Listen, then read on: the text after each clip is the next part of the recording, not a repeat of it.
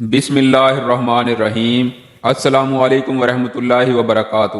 سب سے پہلے یہ جان لیجئے کہ بچوں کا اچھا اور اسلامی نام رکھنا کیوں ضروری ہے۔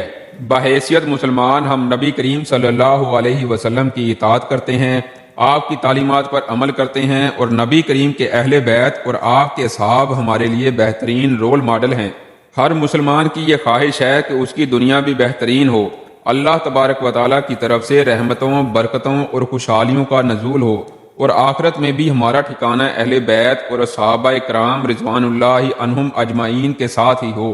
ایک بچہ یا بچی جب اس دنیا میں آتی ہے تو سب سے پہلا تحفہ جو ہم اسے دے سکتے ہیں وہ یہ ہے کہ اس کے لیے ایک پیارے سے نام کا انتخاب کیا جائے، ایسا نام جو پکارنے والے کی زبان کو بھی مٹاس سے بھر دے، اور جس کا نام لیا جا رہا ہے اس پر رحمتوں، برکتوں اور نعمتوں کے نزول کا سبب ہو، ماڈرن بھی ہو، نام پکارنے میں آسانی بھی ہو، اور اس کا معنی بھی خوبصورت ہو۔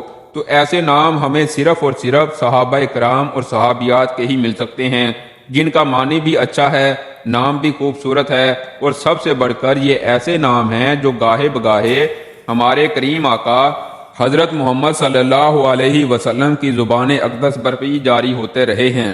لہٰذا اس ویڈیو میں بچیوں کے لیے ایسے ہی خوبصورت نام پیش کیے جا رہے ہیں، جن بچیوں کے یہ نام ہوں گے انشاءاللہ ان ناموں کی برکت سے وہ جہاں بھی رہیں گی رحمتوں اور برکتوں کا سبب ہوں گی، ماں باپ کے گھر میں بھی، شوہر کے اور سسرال کے گھر میں بھی، اور آخرت میں بھی اچھائی والا معاملہ پیش آئے گا انشاءاللہ عز و جل۔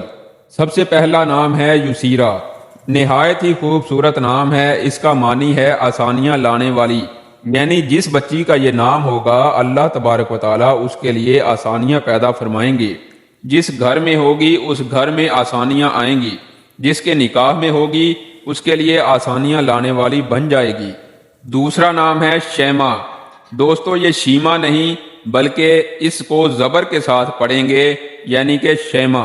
یہ نبی کریم صلی اللہ علیہ وسلم کی رضائی بہن تھی، حوازن کے قیدیوں میں قید ہو کر آئی، بڑی عمر کی تھیں، مسلمانوں نے قید کیا تو انہوں نے بتایا کہ میں محمد صلی اللہ علیہ وسلم کی رضائی بہن ہوں، لیکن انہوں نے یقین نہیں کیا۔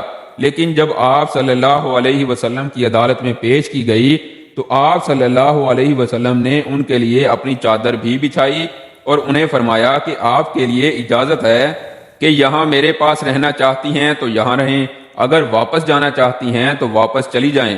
اور ان کو واپس جاتے ہوئے آپ صلی اللہ علیہ وسلم نے اپنی طرف سے خادمہ بھی ہمراہ دیے، ان کی خدمت بھی کی اور ان کے ساتھ بہنوں والا معاملہ فرمایا۔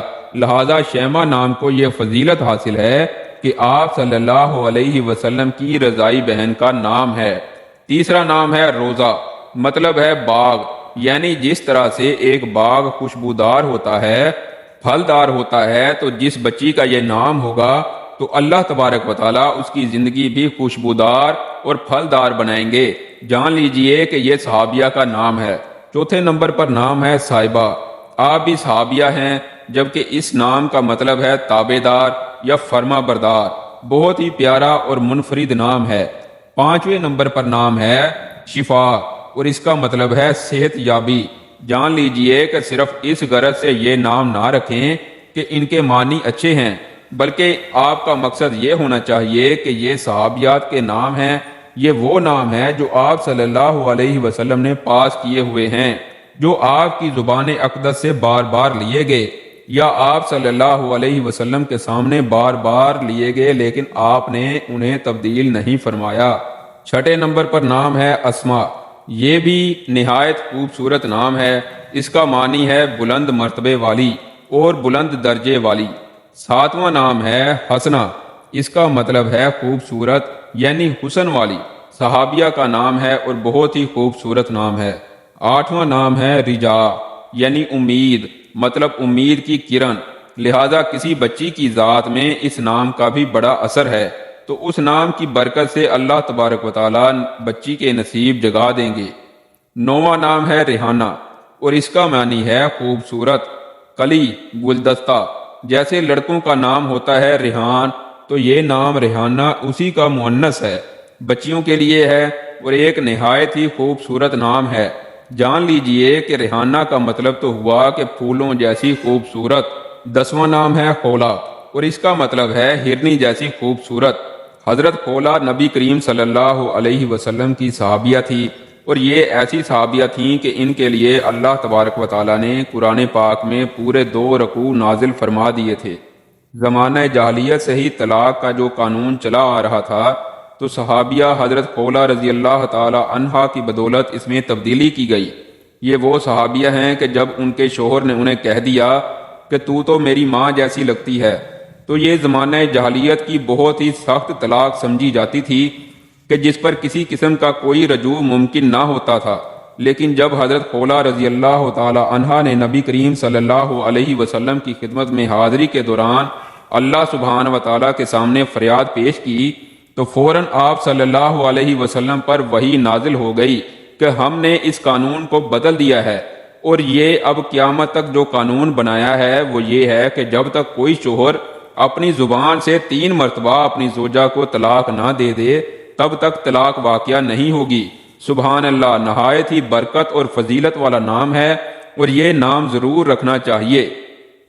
11واں نام، اسی طرح ایک اور صحابیہ کا نام تھا رحیلہ، اور اس نام کا مطلب گناہوں سے کوچ کرنے والی ہے، یعنی کفر سے کوچ کرنے والی۔ تو جب بھی کوئی کفر سے اور گناہوں سے کوچ کرتا ہے تو یقیناً وہ اسلام کی جانب ہی مائل ہوتا ہے، اور یہی اس کی سب سے بڑی خوش قسمتی ہے۔ 12واں نام ہے سعیدہ۔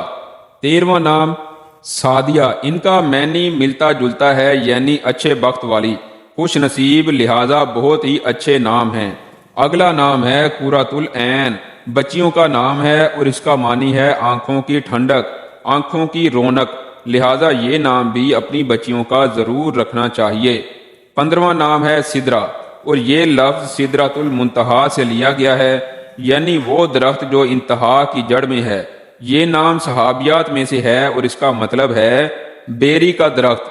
جیسا کہ پہلے ہی بیان کیا گیا ہے کہ ایسے نام جو صحابہ کرام یا صحابیات میں سے ہیں جو اللہ کے نبی صلی اللہ علیہ وسلم کے سامنے بار بار لیے گئے اور آپ نے انہیں پاس فرما دیا، تو ایسے ناموں کے معنی تو بلا شبہ خوبصورت ہیں ہی، لیکن ان ناموں کا سب سے بڑا اعزاز یہی ہے کہ نبی کریم صلی اللہ علیہ وسلم کی زبان اقدس سے لیے جا چکے ہیں، اور بارہا کئی مقامات پر آپ صلی اللہ علیہ وسلم نے دعائیہ کلمات میں بھی اپنے صحابیوں اور صحابیات کے نام لیے ہیں، یعنی یہ وہ نام ہیں جن کو رسول اللہ صلی اللہ علیہ وسلم کی دعائیں ملی ہیں۔ یقیناً جن ناموں کو نبی کریم صلی اللہ علیہ وسلم نے تبدیل نہیں فرمایا اور انہیں پاس فرما دیا، تو پھر رہتی دنیا تک کوئی شخص ان بابرکت ناموں پر اعتراض کر ہی نہیں سکتا۔ اللہ تبارک و تعالیٰ سے دعا ہے کہ ہمیں اپنے اسلاف کے نقش قدم پر چلتے ہوئے دین اسلام کی صحیح طریقے سے سمجھ عطا فرمائے، اور نیکی کی بات کو سننے، سمجھنے اور اس پر عمل کرنے کی طاقت اور توفیق مرحمت فرمائے، آمین یا رب العالمین۔ محترم ناظرین، درخواست ہے کہ میری آج کی اس معلوماتی ویڈیو کو لائک اور شیئر کر دیجئے، اور میرے چینل کو سبسکرائب کر لیں۔ شکریہ، اللہ تعالی ہم سب کا حامی و ناصر ہو۔